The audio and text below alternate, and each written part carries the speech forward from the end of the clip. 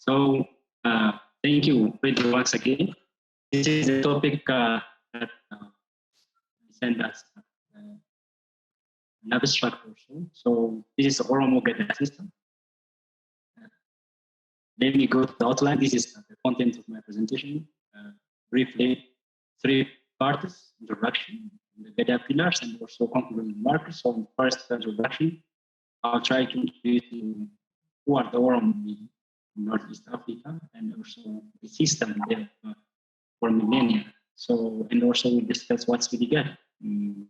And we'll focus main at 2 pillars, especially on separation of power in Gadaa system, and also the Gadaa assemblies. And there are also some lessons from the Gadaa assemblies that I'll try to draw to your attention. Finally, conclude to be forwarded. So the Oromo nation, really was the largest Eastern speaking group in the Horn of Africa.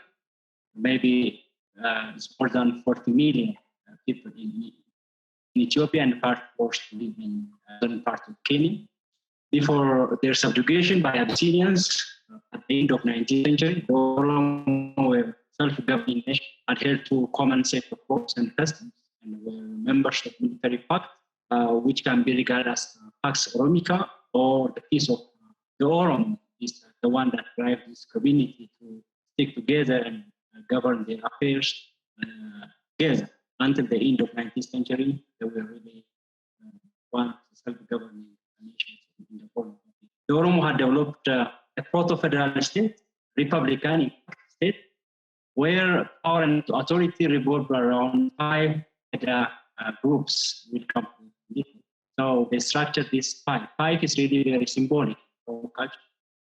5 represents our 5 fingers, and our 5 states, and 5 are really very central in political economy. The Oromo people, I think, one of the enduring African nation written by Mangasha book. These are some of the 3 books I'm sharing with you on Oromo history. One is by Muhammad Hassan.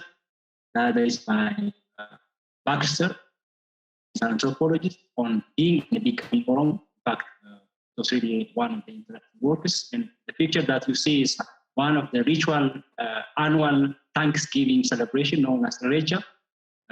Takes place every year when the rainy season is over.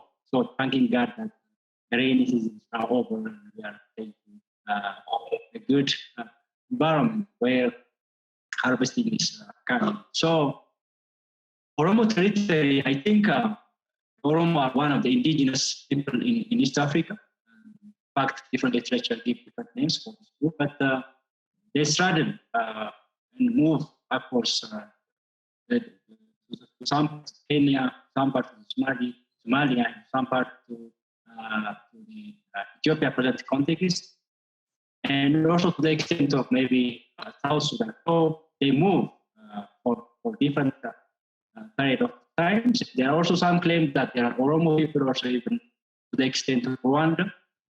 So this was the Oromia region, and if you see, this is the current map of Oromia Regional State, one of the 12 regional states in Ethiopia. We do have federally structured 12 regional states, and Oromia is one, and the Oromo people are those inhabiting this territory.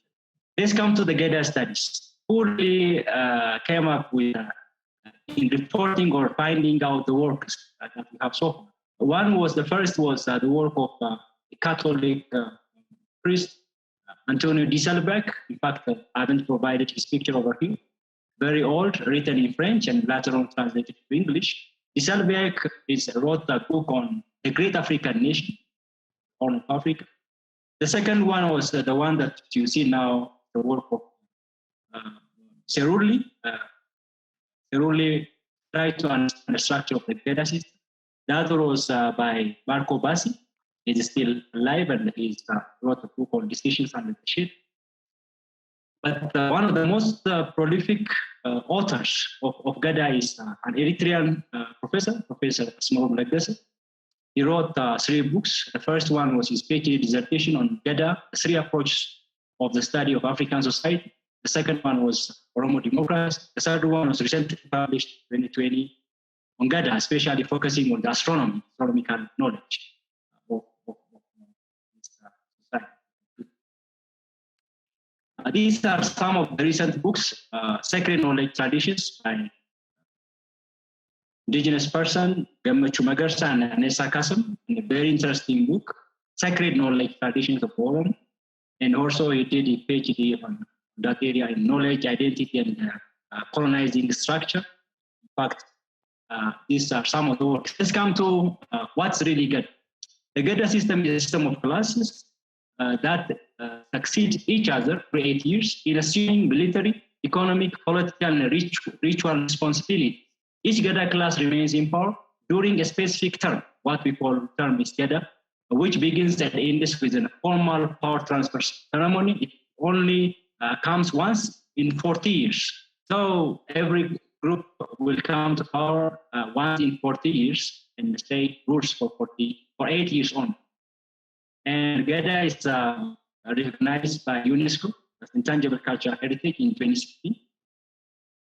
One of the definitions given by Laureate Sagai, this is one of the finest poets passed away in maybe 7 years back. He tried to define the term Gadaa from ancient Egyptian term. He tried to say that Gadaa is derived from etymologically from Ka and Aadaa. Ka in ancient Egyptian language.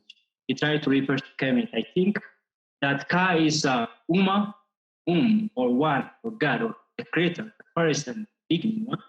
And Aadaa means culture. So it is the norms of God. The reference is from God. So we try to say that Gadaa means Aadaa, which means norms of God, or Sera Waka, or what we call the creator. So simply put, it is a holistic system. In fact, whether we refer it to etymologically or maybe structurally, it's holistic. It stands for political, economic, social, and cultural aspect. So every now let's come to the Gadaa pillars. These are some of the 3 Gadaa pillars. The first one is it's here where the Gadaa gets to some extent complicated, because these are 3 cross-cutting elements. In Gadaa, there is 5 classes or groups, or you can say cohorts, or in local term referred to as Luba. The second one is age set, the group set.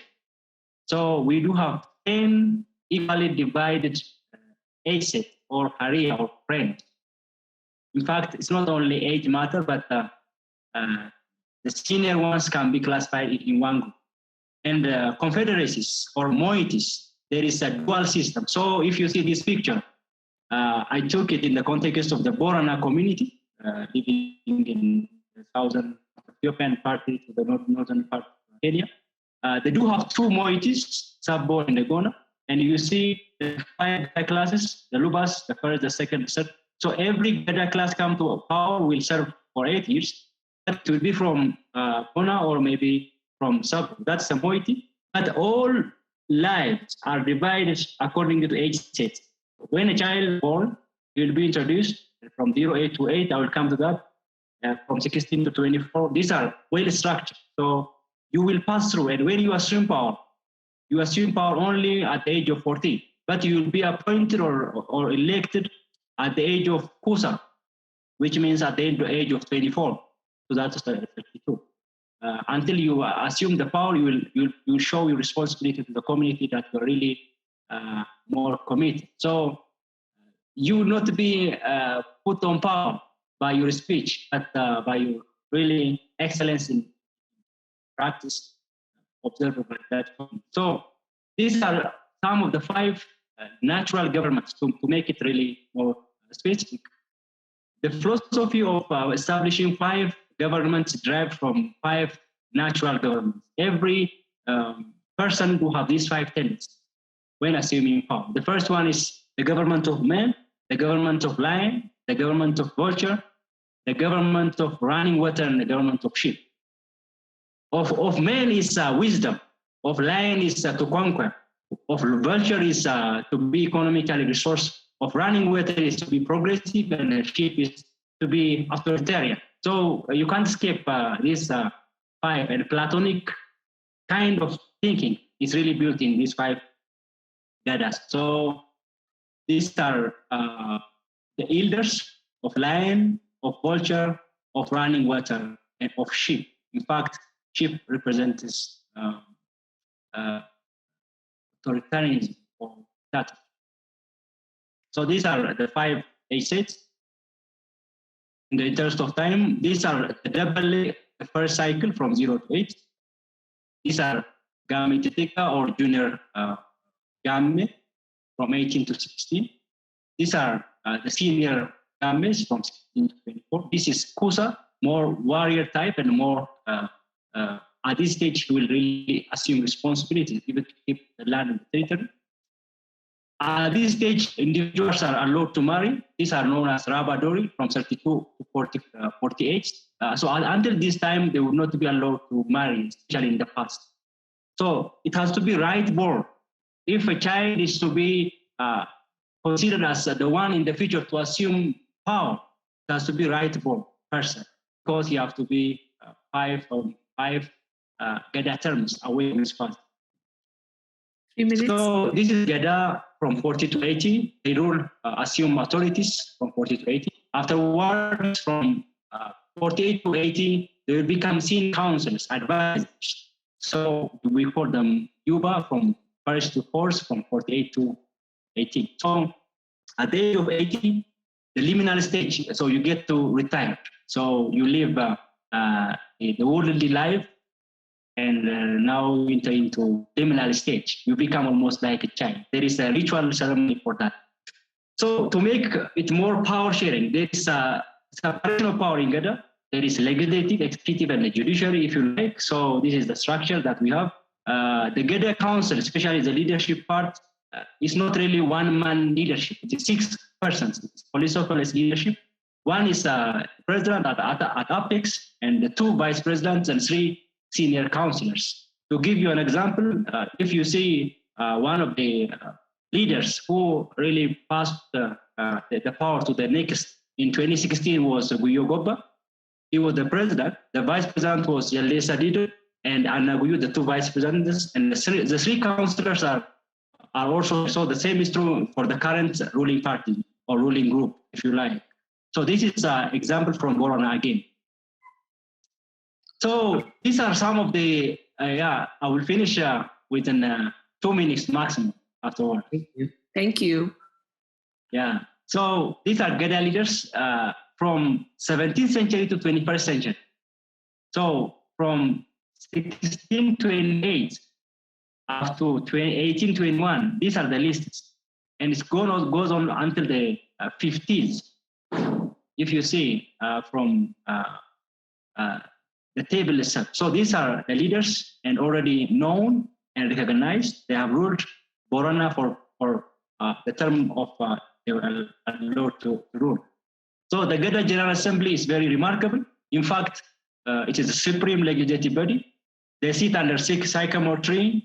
Sycamore tree is a symbol of representation.